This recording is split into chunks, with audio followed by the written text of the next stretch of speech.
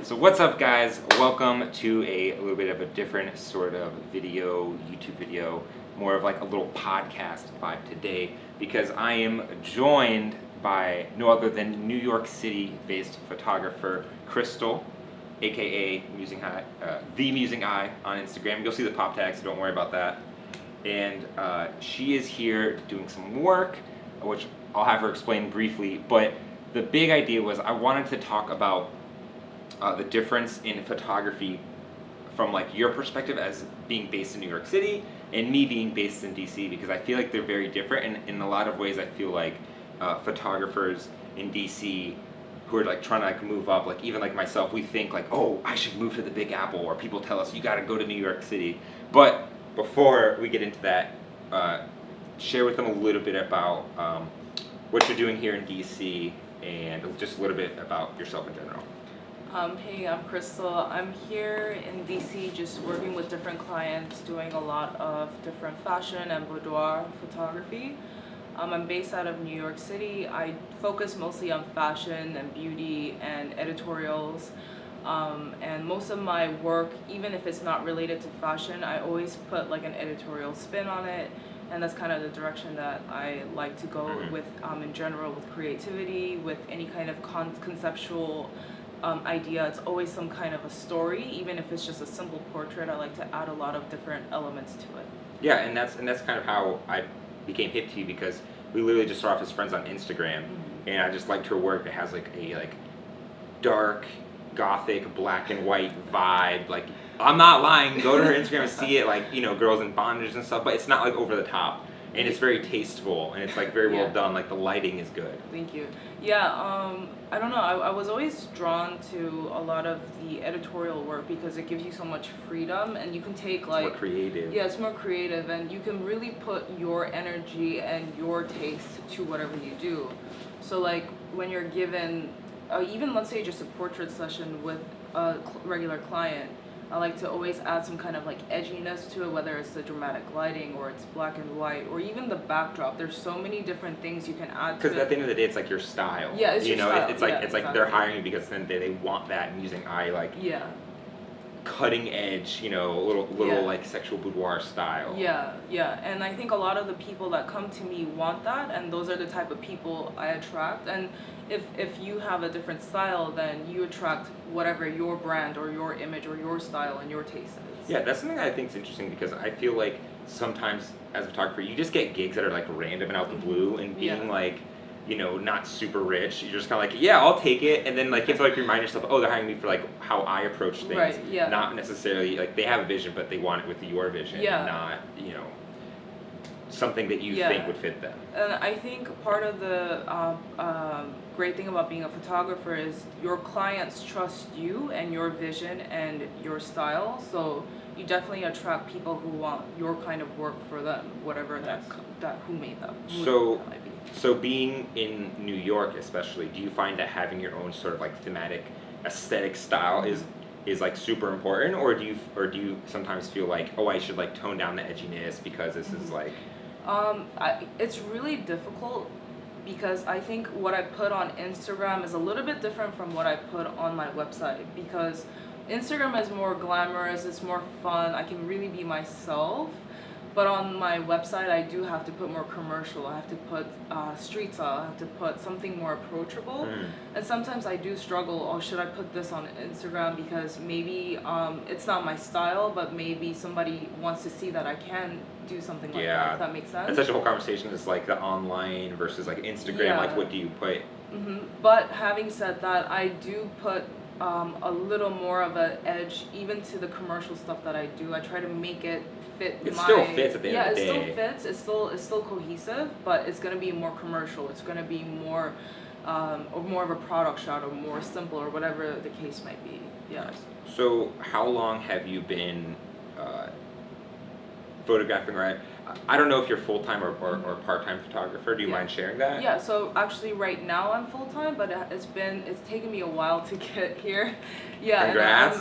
I'm so grateful to be where I am. In New York. Like, in New York, I feel like that's like a bigger deal, the fact that you're full-time in New York. Yeah, like, but like I've had to have multiple jobs. I've had to have a corporate job and then come home and do my own thing. I've Yeah. had to quit jobs. It's been a crazy couple of years, I can say So that. it's taken like how many years do you think? It's taken me so like I would say about 2 years, cause like okay, so before That's not, I mean, that's didn't- pretty fast. That's not like short or long or anything. Yeah. I'd say that's like a decent amount of time. Yeah, I guess I've always been into photography. I've always been practicing, always been doing it myself. Like growing up, you were Yeah, always. growing up, my dad his hobby is photography, so he has his own set of equipment, his own set. So I was always around okay, so that environment. That's cool. That's really cool. And then I was a journalist, like a magazine writer, and I was always more. Mhm. Did you start off? I already know where this is going. You start off doing photojournalism. I actually started off writing for different magazines, and I wasn't passionate enough. I was always more jealous of the creative people, the art directors, and I would always give more ideas to them. And then I was working at a fashion company, and one of the photographers And quit. this is in New York. In New York, Okay. yes. So I was a copywriter, and I hated my life. I hated my job. I hated everything. I was really miserable. And this was like 2-3 years ago. This was a couple Okay. years ago, right? Yeah. And then one of the team that I was working with knew I was a very visual person. The photographer in the company happened to quit out of nowhere. He couldn't stand working there, and then they just were like, "Hey, you got a camera, you got some equipment. Here's some more stuff. Play around with it. Let's see what you do." And then I just kept practicing, kept doing it, and then I was getting gigs here and there, and then I just kind of just said, you know what, one day, like, I was like, fuck it, I'm just gonna quit. So you just like And like then- fell in love with it through like that random thing, like you just like it- maybe it was there, or No, you just kind of fell into it. Do you think? That was the first time in my life where I was like, okay, I can really make a living out of photography. I can do this. I'm passionate about what I do, and I love what that is. But even before that, I loved photography. I was constantly taking pictures. It's like that. I think it's like that just unlocked it. That just gave me it was more of like a opportunity, financial thing. It was more of like can I really make this a career? Would people really hire me? And then before that, I was I think that's a very common question for anyone. Is like, Yeah. how do I find clients and Yeah. find work? Which I think we could go on like a long, definitely. different like tangent video of like how to go from like collabing to like getting clients and stuff. Yeah. Which is a whole nother rabbit hole. But I think also I'm half Asian, and you know how Asian mothers are. They want their children to be a doctor, to be a lawyer. Yeah. So I kind of avoided taking the creative route just because I wasn't sure. I had a lot of And like that kind of family pressure of just like family pressure. this, Yeah.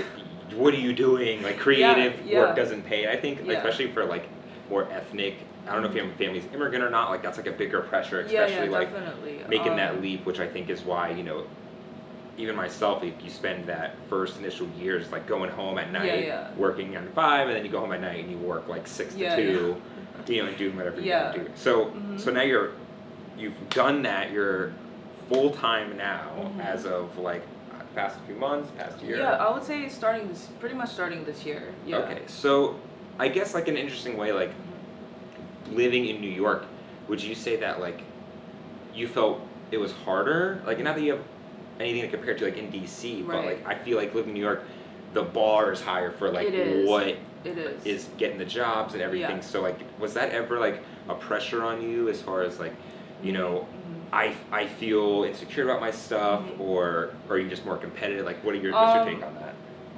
So when I first started, I really didn't give a fuck about where I was. I loved it so much. I didn't care who was gonna. That's definitely like probably better mentality to have. That if you think about it, you're just gonna like get frozen and just not doing anything. Yeah, no. For me, it was like I'm doing this. I don't give a shit how. Oh, sorry. Am I? But yeah, no, you can curse. Yeah, no, we can curse on this. This is cool. I really didn't care. I just knew I had to do it, and I just did it. And I have this Nike tattoo from when I was 18 or something, and you know, just do it. Like, you know, just go after. You only have one life, and that was kind of the attitude I had. But after about half a year or so, and I got my portfolio, and I struggled with a lot of gigs, that's when I started looking at better photographers, and I was like, I don't feel like I'm there. I don't even have the right equipment. I don't, you know, there was a lot of I can't, I don't. And I think I just talking to other people, and I do have a lot of people around me that are very creative, and even other photographers I know, and did a lot of internships, and they really encouraged me, and they were like, you just started, don't compare yourself. Yeah, And so, you can't compare yourself to like yeah, someone who's doing like yeah, a Vogue shoot or like this right, like Gucci shoot right, who has got like 4 assistants and they've yeah, got like sky studio lighting. Like but yeah, it's so easy to fall into that trap, yeah, especially like when you're trying to go full time. yeah. It's just Yeah, but I really think equipment is only part of it. It's only a part of it. It's not even really about the technical stuff. It's much more than that. And sometimes it's either you have it or you don't. I don't really think it's about equipment. I think it's about just having like the bare minimum and like Yeah, just learning eventually. Like yeah, because I mean I started off like a softbox and yeah, like a cloth background, and you just yeah, like you can't expect amazing things, but you yeah, learn like oh this f-stop and this shutter speed over time, and like yeah. that's how you get to that point. You know, especially in like your work or Mhm, that like comfortable professional setting. mhm, But I mean, so it's interesting that you didn't feel that pressure of like I'm in New York, mhm, because I definitely feel like as like a Washington D.C. photographer that some part of me doesn't want to move to New York mhm. because I'm sitting here thinking like hey the toot my own horn but toot I think my work's probably some of the best stuff in D.C. Mhm, But maybe it's because I went to New York. But anyways, like I feel like a bigger fish in a small pond. So I like, see. and I kind of it's Yeah. kind of starting to like snowball like that. But Mhm, in the back of my mind, I have thought like, is there going to be a time where like I reach the edge mhm. of the pool or I reach the edge of the bucket? Because Yeah. there's so many times that I see photographers that I follow in New York doing these like amazing shoots for magazines that I in some ways I don't feel like are available to me here in DC. Yeah, I mean, I think first of all, like, if your work is different and unique, then you're already there in some way, because there's so many photographers, so how are you going to differentiate yourself? So, and I think your work is very distinct, like it's very vibrant. There's definitely like your personality shines through in your work, and I think that sets you apart, which is obviously extremely different from what I do. I don't do like naked women's So bondage, but yeah, it's different for everyone, to each their own. yeah, and I think if you trust that instinct and you trust your vision, then you always attract that same clientele or the same people who trust and want that vision. So that's kind of how I encourage myself and how I kind of see the end goal, even if sometimes I do doubt myself. I think that's a super big point. Is like in a lot of ways, if your work is good enough, you'll start to attract paid gigs, which I think exactly. takes time, because now if I look back to my work, like even 6 months ago, I'd be like, oh God, like Yeah, but I think also like yeah, sometimes I'm like I don't know what I'm gonna do. Like in the past I was like I don't know where I'm gonna go after this, and it did feel very intimidating to know that there are literally everybody I meet, they're like I'm a photographer, I'm a yeah, videographer, I'm a especially I feel model, like especially in New York though, it's not like Yeah, DC where like I'm so like a rare breed where it's like yeah, I'm a full-time photographer. People are like holy crap, like yeah, no way. But I feel yeah, like New York people, everyone's like I'm an actor, yeah, I'm a model, I'm a everybody, photographer. It's like right, well, but the thing is everybody says that, but they're not, so you also attract the quality that you put out. So yeah, like if you are an amateur photographer and you say I'm a photographer, you're gonna attract clients, and that's very interesting. but you're gonna attract your level of clients. So as I get better, I'm separate, like not separate, but I'm like attracting a different level, and then and then you find your own people, and then you find your own people. Like it's kind of like this domino effect, I think. So I don't know, competition never really bothered me. I feel like I'm more competing with myself. Yeah, as always. That's it. But I mean, having said that, there are definitely days where I'm like, maybe I definitely need to improve, or I think I've even posted on Instagram, like, I don't want to post anything. Like here it is, but I don't feel like this is good enough. Like, I've even honestly said that. So let me ask you this question, kind of like a little bit of like the business side. Do you find that your Instagram, like you get more clients through your Instagram work, or is it for you through your portfolio work? Because I know personally, I get a lot of clients just through my Instagram DMs. Yeah, I do get a lot of clients through Instagram. The only problem is they ask me, they want the same thing that I produce, but they're not expecting the price point.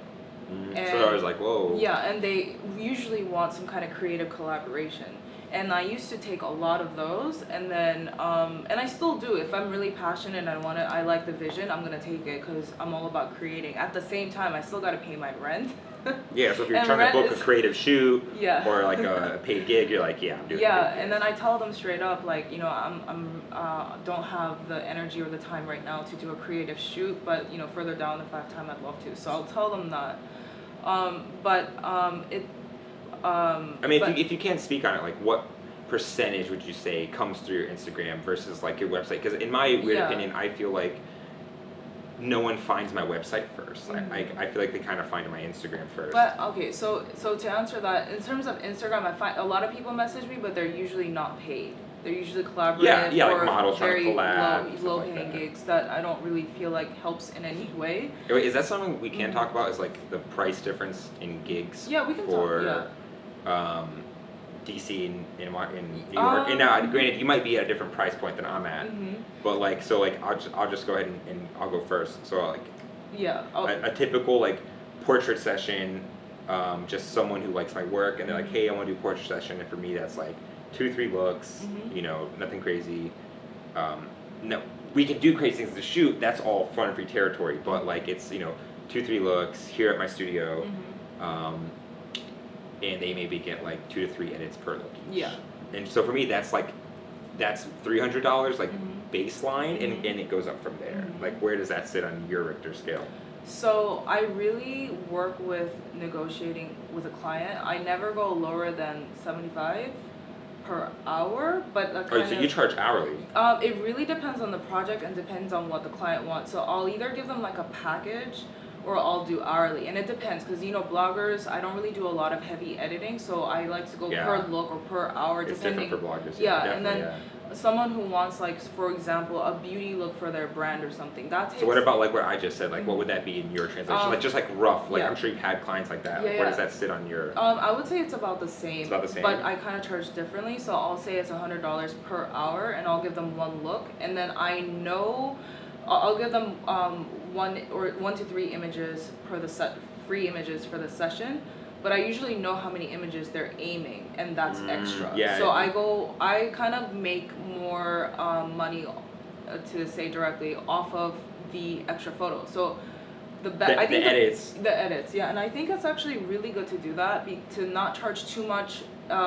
This is just my personal. It's just interesting how I'm learning about your approach. And I'm still learning how to do all of this, and I think it's good to not charge too much because it's overwhelming, especially when you're just when they don't know why all those costs are going. Yeah, to do such an amazing. It softens the blow, and so when you come around with like the chorus, aka delivering the pre-selects or however you do it, like they're like, oh my god, like I definitely want the 4, but then they're like, I want these 3, and you're like, okay, that's like 50, 75 each extra edit. Yeah, exactly. And then give them so many amazing, creative, out of the world options at the end of the photo shoot that they really want to purchase those edits and those images, if that makes sense. So do you, just real quick, do you do the whole like come into my studio and like you do the presentation with them printed, or like are you like No. I just give them right over on the email. I'll give them like maybe the top 100 best images, and then I just let them choose. Yeah, let them pick. I do essentially the same thing. Yeah, and just because, like, first of all, New Yorkers, we're time efficient. We're always on the go. We don't want to have to see anybody if we don't really. You don't want any extra emails if you don't have to. Yeah, so it's just easy. Sometimes I'll go on the phone. I'll walk them through. I'll be like, oh, if you want this image, But they'll usually just give me a list of what they want. Maybe, they want a little tummy tuck, or they want something in black and white or something. And also, but this is all before we do a photo shoot. I have to know how what they're expecting of the edits, because is it just a simple color? Yeah, that's true. Like, do you want like body manipulation, or do you want like just skin soft, like skin retouching? Yeah. I mean, there's so many other like smaller variables, but I was just kind of curious, like baseline, because I know that your rent and everything is there different. Which is why I was just curious about that. But if it's like a really huge shoot, then it's way different. And it depends on if a brand is approaching me rather than just an independent person. For sure. If it's like an organization, I'm like, yeah, you're gonna get it. Yeah. All right, yeah. Well, I mean, yeah, I think, you know, maybe I'm just gonna estimate and say we're near the same Yeah, level I think of so. like where we're at in our photography. Like, Mhm. I'm not shooting. I mean, you might be. I mean, you're traveling to DC. Like, I can't say I'm getting any traveling gigs. That sounds pretty amazing. Mhm. Uh, but just, you know, so I guess the price isn't that different in DC and New York. Is there anything that you've noticed in your travels here? Like, what have you noticed any like differences or similarities in photographers from here, photographers from there? Um, definitely the editorial thing and the street style. So Oh, that's so yeah, true. so I just went to a trip in Vegas where I was able to meet with a bunch of different photographers and just learn, and you know, it's just a thing we wanted to put together to help each other grow. And I met people from all over America and from like different states. And definitely I noticed that I'm the only person who focuses on editorial. And I think it's something I always had a gravitation towards, but New York has definitely molded me and Yeah, shaped me to do that's to produce. interesting. Yeah. Yeah, I get, and so when you say that, and literally the first thing that popped in my head, I was like, wow, I feel like I'm an editorial photographer in DC Mhm. because, yeah, a lot of photographers around here, at least in Yeah. the DC, Virginia, Maryland area, they're all like family Right. I was weddings. gonna You know, say, it's yeah. it's not that creative, I Yeah. guess, like Well. more or fashion-y, I guess. Mhm. You know, the whole editorial Yeah. approach. Yeah. Also, and street style, of course. Like, Okay, yeah. that's kind of something I don't see other photographers do because it's either non-existent or people just don't really care. And by street style, do you Yeah. mean like people like just being on the streets capturing people wearing Yeah, dope yeah, stuff, like that the or sartorialist, or like? yeah, exactly. That or fashion week kind of type of look, or even just I see like what you're a saying. brand wanting. So you're saying street that there's style. photographers in New York that literally just capture street fashion? Yeah, whether it's for magazines, whether it's for fun, whether it's for a brand. You know, when you flip through ads, sometimes there's a lot of street style type of editorials. Yeah, like street style Yeah, inspired so- editorials. Yeah, that's what I meant to say. So that's definitely something I don't see too much. Like you said, I see mostly family, maybe some product type. So do you think that's because that those are the kinds of gigs available in New York? Yeah, definitely. Because there's like top modeling agencies, all the brands. Mhm. So, great next question. Yeah. Do you feel like there's more opportunity in New York as a photographer? Like, granted that you're good, I'm gonna assume that you're baseline ever. Like, I'm just talking like the general person here. Like, do you say that like if I'm like, you know, I want to do more fashion work with brands and more editorials, you go to New York for that? Yeah, I think it's definitely more readily available. Even if, let's say, you can't work with the top brand you want, whatever it is, there's so many designers in New York. That's what I'm saying. Is Yeah. like, cause like my buddy Nick, who's sitting off the corner here, like he's a designer, and like I try to find people like him to work with like all Yeah. the time. And so you're Yeah. saying it's just like a larger pool in New Yeah, York. I mean, even models, you know, like amazing models who haven't even been signed into agencies and they're really amazing. You know, you can find them Yeah, on your the- models are really good. Like I Thank look you, at yeah. them, I'm like, oh my god, like Yeah, and I think those unicorns don't live here. and yeah, and there's so many, like, you just have access to more things, especially if your thing is edgy or editorial. I mean, even if it's commercial, you just have a variety of things. Yeah. So let me ask you this: when you do shoots, have you actually gone through like a modeling agency and casted people? Yeah, I do all on my own. I'm very So selective. you're not just going on Instagram and DMing models. No, I don't do You're that. actually going through an agency. I used to do it when I first started, and then I realized a lot of magazines in New York, or in general magazines, as well as brands, they only work with Professional signed professional. Which I well, dig. I think that's agent models, and because of that, a lot of the times I'm either forced, even though I want to use this model, they won't let me, or they're like, oh, we have to have a signed model. because that way the models come around like sue them and Yeah, all those exactly kinds of that, weird legal and things. it's just better to. It's just more professional. They have more So interesting. security and trust of that model, just because when you're signed, you have a certain level of achievement. No, I think that's true. yeah. Like I 100% would do the same thing. Mhm. I just never ran into a situation in DC where I needed to do that. Yeah. I feel like in New York it's like the standard, which is probably why you're It doing is, yeah. But like here, even if there's models signed to like our local agencies, half the time I could just DM the model directly and be like, hey, you Yeah. want to shoot? And they're like, sure. Like even I'm doing a test shoot this after I come back to New York with one of the makeup artists Okay. I work with. What is a New York test shoot? So it's when you basically ask an agency if they have any developing models, and then you say, I have this, usually I'll give them a mood board of inspiration of what I want to do, and then I'll say, do you have any models that fit this look? And I'll tell them what kind of model I'm looking for, maybe blonde, Asian, whatever, black. So, okay, yeah, so it's like a point of contact. Yeah, or sometimes I'll leave it open-ended. I don't really care. I don't care for the look. I'm just practicing or whatever, playing with lights, having fun. And then they'll send me a package, and then from there I pick the model, tell them the shoot time, the call sheet. And then from there, what they expect from me is solid images that they can use in their portfolio. That they can use in their portfolio, and that gives. And that's all free. You didn't pay for the test sheet. They're not paying you for the test sheet. All free, yeah. But when you're working with a brand, you're definitely paying the model whatever the hourly rate is. Yeah, definitely. Yeah. Okay. Well, usually the brand will pay. They're the one paying the model, but you don't even deal with that. You find the model and they talk to the agency. It really depends.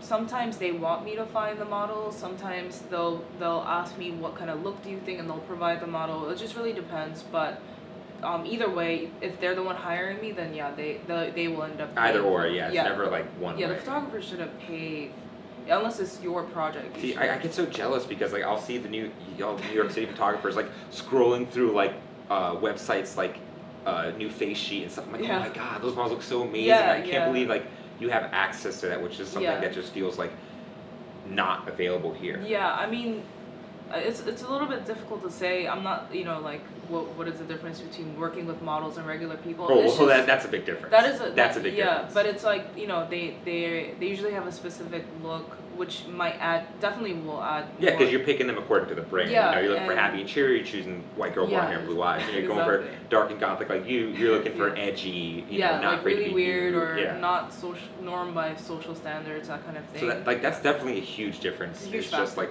the norm of like professional level of working is so different already. Yeah. Just like from what we've said. And I guess it's just the climate or whatever it is. Yeah, I mean, definitely not even just for photography, but if you want to be a model, if you want to be a videographer, if you want to be a designer, whatever, I think New York really, if you really want to make it with a big clientele, or maybe even just an editorial clientele, it's definitely the place to be. So you definitely think that if I'm trying to like shoot for Gucci, I should move to New York because I have a higher chance, or like, you know what I'm saying? Because those clients are there, or are you saying it's like living in D.C. that I could actually work with higher clients not living in New York? I think okay, so I don't think it really matters where you live. I think what your portfolio reflects should match what they're looking for. So, when you look at, I was going to point to this, but her face is covered.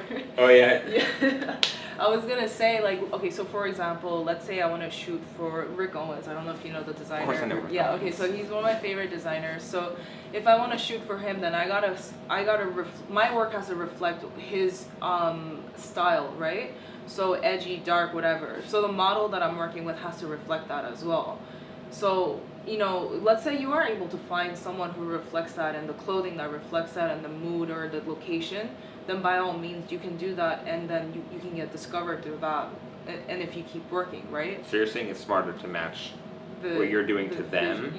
Well, I'm not saying necessarily to them, but yeah. So like if you were purposely trying to get a certain client, you should make work targeted towards those kinds of clients. Definitely. Like you can't be putting out family portraits and then expect work to be get work from like a fashion brand, because obviously it doesn't fit. And even within fashion, there's so many different styles. There's commercial, there's editorial, there's even just product shots. There's so many different stuff, and everybody's looking for something different. And of course you can cross lines and mix and match, but at the end of the day, when I see your first 5 images, what is the look I'm getting? What is the feel I'm getting? And I think it's very, very important to be consistent. 5 images of like the website. Yeah, so like even when I do food photography, which I do, or even when I do family portrait, it's very editorial. It's very I want to.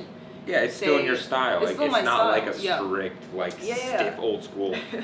Yeah. So whatever you do, just your style has to match that, and then that way the person looking at your work can be like, okay, this is what my vision is. It matches. I want to work with her. Going to New York will definitely help, but it's not the end all be all. Yeah. Okay.